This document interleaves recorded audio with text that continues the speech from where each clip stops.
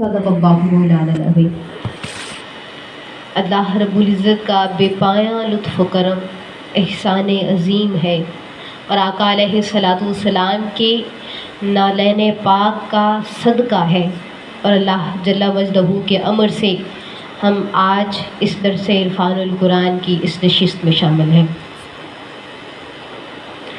آج کا عنوان میرا سیدہ زینب سلام اللہ علیہا کی زندگی، ان کا نمونہ ہمارے لیے کیسا نمونہ ہے، اور شہادت امام حسین کی وجہ کیا ہے، ہم کیوں اتنا ذکر کرتے ہیں حضرت امام حسین کا۔ ذکر حسین اور ذکر کربلا اتنی کثرت اور اتنی تواتر کے ساتھ ہو رہا ہے کہ ہر جگہ پر حضرت امام حسین کی شہادت اور معرکہ کربلا کے ڈنکے بجتے ہیں۔ اگر مقصد صرف شہادت ہوتا تو حضرت امام حسین علیہ السلام کی شہادت سے پہلے بھی بہت ساری شہادتیں ہوئیں۔ اگر صرف مشکلات ہی برداشت کرنی ہوتی اور صرف شہادت ہی مقصود ہوتی تو پھر ان کے بھی ڈنکے اتنے ہی بجنے چاہیے جتنے حضرت امام حسین کی شہادت کے بجتے ہیں۔ پھر غزوہ حنین کے شہیدوں کا بھی ذکر اتنا ہی ہونا چاہیے جتنا حضرت امام حسین کی شہادت کا ذکر ہوتا ہے۔ پھر غزوہ بدر کے شہداء کا بھی ذکر اتنا ہی ہونا چاہیے جتنا حضرت امام حسین اور اہل بیت کی شہادت کا ذکر ہے، اور غزوہ احد کے شہیدوں کا بھی ذکر اتنا ہی ہونا چاہیے، ان کے بھی ڈنکے اتنے ہی بجنے چاہیے جتنے حضرت امام حسین اور اہل بیت کی شہادت کے بج رہے ہیں۔ تو پھر یہ کیوں حضرت امام حسین کی شہادت کو بہت بڑھ چڑھ کر اور بہت زیادہ بیان کیا جاتا ہے؟ جس طرح میں نے آیت تلاوت کی، فَاذْكُرُونِي اذکرکم، اللہ رب العزت فرماتا ہے بندے تو میرا ذکر کر۔ بندے نے کہا مولا تو نے کہا اقیموا الصلاۃ، نماز قائم کرو، تو نے آگے کہا میں جنت دوں گا، پھر تو نے کہا وآتوا الزکاۃ، تم زکوٰۃ دو میں تمہیں اس کا بھی اجر دوں گا۔ اجر کیا دوں گا؟ میں قرض حسنہ کے طور پہ لے کے تمہیں واپس لٹا دوں گا۔ پھر کہا قولوا للناس قولا سدیدا، اچھا بولو مولا اب اس کا اجر کیا ہے، اس کے بارے میں بھی تمہیں غلما دوں گا۔ مولا اب تو کہہ رہا ہے فَاذْكُرُونِی، میرا ذکر کر۔ مولا وہ سارے اتنے اجر تو نے ویسے دے دیے، مولا اب تیرا ذکر کرنا ہے تو اب کیا دو گے؟ مولا اب تیرا ذکر ہو رہا ہے، تو نے اپنا ذکر کروانا ہے، تو اس کے بدلے میں کیا دو گے؟ تو دیکھیں اگر بچہ جو ہے وہ والدین کرے تو بنتا ہے، جڑتا ہے کہ بچہ جو ہے ماں کی تعریف کر رہا ہے۔ اگر ماں کہے کہ میرا بچہ تو اس میں بچے میں کوئی خوبی ہے۔ اگر پیر مرشد، وہ جو مرید ہے وہ کہے پیر تو بنتا ہے، جڑتا ہے کہ مرید ہے پیر کو پکار رہا ہے۔ اگر پیر جو ہے وہ مرید کو کہے میرا مرید، تو اس کا مطلب ہے مرید میں کچھ ہے جو پیر بار بار اپنے مرید کو پکارتا ہے۔ اگر کوئی شاگرد ہے وہ اپنے استاد کو کہتا ہے کہ میرا استاد تو بنتا ہے، لیکن اگر استاد کہے کہ میرا شاگرد تو مطلب کیا ہے؟ شاگرد میں کچھ ہے۔ تو یوں ہی بندہ رب کہے یہ تو بنتا ہے، کیونکہ وہ تو اس کا مالک ہے، اس کا خالق ہے، اس نے اس کو پالا ہے، رزق دیا ہے، اسے بڑا کیا ہے، وہ بھوکا تھا اسے دیا ہے، یہ بنتا ہے وہ رب کرے۔ لیکن رب جب بندہ کرے تو اس سے بڑی بات کیا ہے؟ تو بندہ پوچھ رہے مولا میں جو رب کروں تو مولا تو رب ہو کر مجھے کیا دے گا؟ بندے نے فرمایا اللہ نے فرمایا بندے تو زمین پر اپنے دوستوں کے ساتھ بیٹھ کر رب کرے گا، میں رب ہو کر عرش پر بیٹھ کے اپنی شان کے مطابق کروں گا، عبدی میرے بندے میرے۔ اس سے بڑھ کر قرآن پاک میں اور اتنا بڑا اعزاز قرآن پاک نے بندے کو نہیں دیا، اتنا بڑا اعزاز۔ پھر ایک جگہ اور پہ اللہ رب العزت نے ارشاد فرمایا الا تطمئن القلوب، اگر تم میرا ذکر کرو گے تو میں تمہارے دلوں کو سکون بخشوں گا۔ ذکر بھی تم کر رہے ہو، ذکر بھی تم کر میرا ہی رہے ہو، لیکن کر تم رہے ہو، سکون بھی تمہارے دلوں کو بخشوں گا۔ تو مولا اگر ہم یہ ذکر کر رہے ہیں اور کر بھی تیرا رہے ہیں تو پھر ہمارے دلوں کو سکون بخش رہا ہے۔ مولا اگر تو عرش پر بیٹھ کر عبدی عبدی کرے گا، میرا بندہ کرے گا، تو پھر کیا ہوگا؟ میں زمین پر بیٹھ کے رب رب کروں تو تو ہمارے دلوں کو سکون بخشے، اگر تو رب ہو کر عرش پر بیٹھ کر عبدی عبدی کرے، میرا بندہ، تو پھر کیا ہوگا؟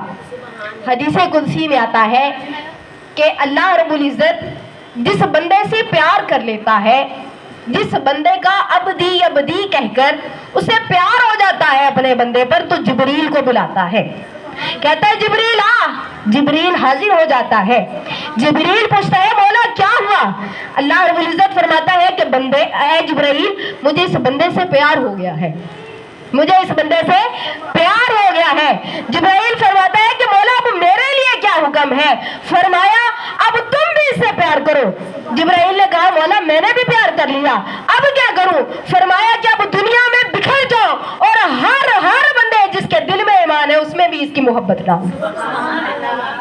یہ ہے اگر میں بندہ کروں، اگر مجھے جس بندے سے پیار ہو جائے پھر میں اس طرح ڈنکے بجواتا ہوں اس کی محبت کے۔ تو آئیے ایک اور بھی ڈنکا بجا تھا، وہ یہی ڈنکا بجا تھا کہ 9ویں کی رات تھی، حضرت امام حسین نے ایک حجت مانگی تھی۔ حجت اس لیے نہیں مانگی کہ مجھے زندگی بخشی جائے، حجت اس لیے مانگی تھی کہ اللہ رب العزت کا ذکر کر لوں، فذکرونی کر لوں، فذکرونی کر لوں۔ خیمے لگے ہیں، حضرت امام حسین رات کا وقت ہے، حضرت امام حسین اپنے تمام اصحاب کو جمع کرتے ہیں، ایک طرف اہل بیت کی تمام شہزادیاں جمع ہیں، مستورات جمع ہیں، اور ہر طرف چیخو پکار ہے۔ چیخو پکار ہے کس کی؟ یہ نہیں کہ زندگی دی جائے، کہا فذکرونی، مولا تو ہی ہے، تجھے منانے کے لیے تیرا ذکر کر رہے ہیں، یہ سارا خاندان ہے، یہ ساری بیبیاں ہیں، شہزادیاں ہیں، یہ خاندان کے جوان ہیں، مولا تیرے حضور پیش کر دیے۔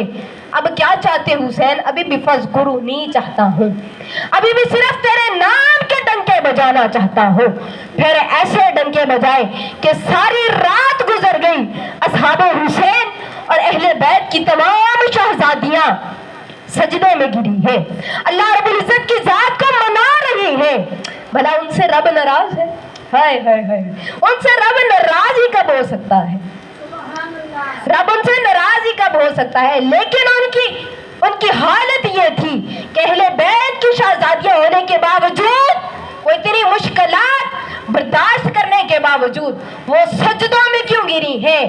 انہیں رب ان سے ناراض نہیں تھا، وہ ہمارے لیے نمونہ تھی۔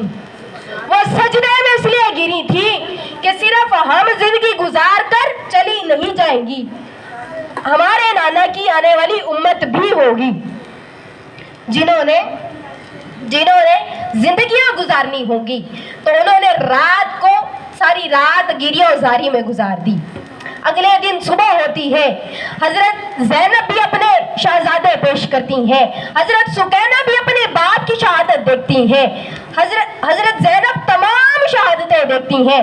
حضرت امام حسین اتنے زخم کھا کر، اتنی تکالیف برداشت کر کے، زخموں سے چور ہو کر جسم جب لہو لہان ہو جاتا ہے، جب سکت بھی نہیں رہتی تھی مارنے کی، پھر بھی کہتے ہیں فذکرونی۔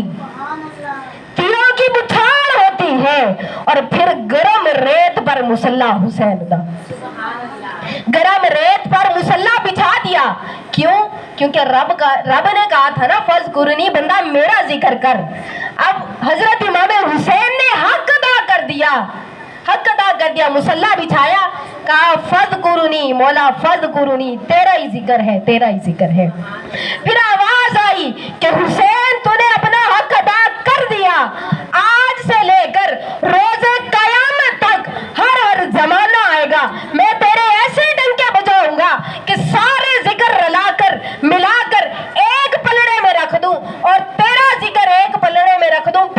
जिक्र भारी हो। नाराए तकबीर, अल्लाहु अकबर, नाराए रिसालत, या रसूल अल्लाह, नाराए हैदरी, या अली, हुसैनियत, जिंदाबाद, हुसैनियत, जिंदाबाद, हुसैनियत, जिंदाबाद, नाराए हैदरी, या अली। तो अल्लाह रब्बुल इज्जत का जो जिक्र करे और दिल से करे, फिर अल्लाह रब्बुल इज्जत भी उसके जिक्र में कमी नहीं छोड़ता। तो जिक्र का हक भी हजरत इमाम हुसैन ने ही अदा किया, हम जैसों से वो जिक्र भी अदा नहीं होता। फिर आइए हजरत ज़ैनब सलामुल्लाहि अलैहा है, हजरत सुकैना सलामुल्लाहि अलैहा है। हजरत सुकैना 4 साल की बच्ची थी, जिन्हें अभी नमाज का तलफ़ुज़, ऐसी बच्चियों को, 4 साल की बच्चियों को अभी नमाज का तलफ़ुज़ भी सीधा नहीं आता। जब आप कैद होकर जेल में बैठती हैं, जिंदान में बैठती हैं, रात का वक्त है तो उठ जाती हैं। हजरत ज़ैनब पूछती है, सुकैना क्या वजह है, रात का ये पहर है और उठकर क्यों बैठ गई हो? तो हजरत सुकैना फरमाती है कि मेरे उठने की 2 वजह है फूफी जान, कि एक तो वजह ये है कि तहज्जुद का वक्त हो गया है, 4 साल की बच्ची है और तहज्जुद के वक्त पर उठकर बैठ गई है कि अब फज़्कुरूनी का वक्त आ गया है, अल्लाह के जिक्र का वक्त आ गया है। तो फिर अल्लाह रब्बुल इज्जत उनके जिक्र को रोज़े क़यामत तक क्यों ना उनके डंके बजाए, तहज्जुद का वक्त हो गया है। तो फूफी जान ने पूछा, सुकैना तो दूसरी वजह क्या है? तो हजरत सुकैना फरमाती है कि फूफी जान, आज इतने दिन हो गए हैं, भूख से इतना बुरा हाल है कि अब मुझे नींद नहीं आती, अब मुझे नींद नहीं आती, मेरा तन सोता ही नहीं है, मेरा मन सोता ही नहीं है। अभी आपके लफ्ज़ पुकार रही थी कि बाहर गली से कोई एक शख्स गुजरता है, उसके कानों में जो ही आवाज़ पड़ती है, वो भी नमाज के लिए जा रहा था, उसके कानों में जो ही आवाज़ पड़ती है वो भाग जाता है घर और अपनी बीवी से कहता है कि हज़रत इमाम हुसैन के नाम का लंगर पका लो और एक मासूम बच्ची जिंदान में बैठी है उसको दे आओ।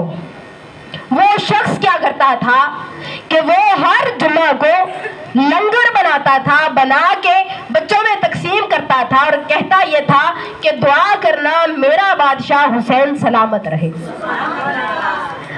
हर जुम्मा को लंगर बनाता था, बनाकर कहता ये था कि बच्चों दुआ करना मेरा बादशाह हुसैन सलामत रहे। अब उसने बीवी से भी कहा कि जाओ उस मासूम बच्ची को ये खाना देकर आओ और दुआ ये करवाना कि मेरा बादशाह हुसैन सलामत रहे। उसको क्या पता कि बादशाह हुसैन अब कहाँ है। वो खाना उसकी बीवी बनाकर लाती है और जिंदान में जब लेकर आती है तो हज़रत ज़ैनब सलामुल्लाहि अलैहा भी बैठी हुई है, हज़रत सुकैना भी बैठी है। तो आकर वो लंगर पेश करती है और कहती है कि इसे तनावुल फरमाइए। हज़रत ज़ैनब ने फरमाया कि इसके बदले में चाहती क्या हो? कहा और तो कुछ नहीं चाहती, सिर्फ हम करते क्या हैं कि हमें हमारा हुसैन बादशाह बहुत प्यारा है, हम जब भी लंगर बांटते हैं तो सिर्फ दुआ ये करवाते हैं कि हमारा बादशाह हुसैन सलामत रहे। हजरत ज़ैनब ने फरमाया कि क्या तुमने देखा है कि ये बेटी किसकी है? क्या तुम्हें पता है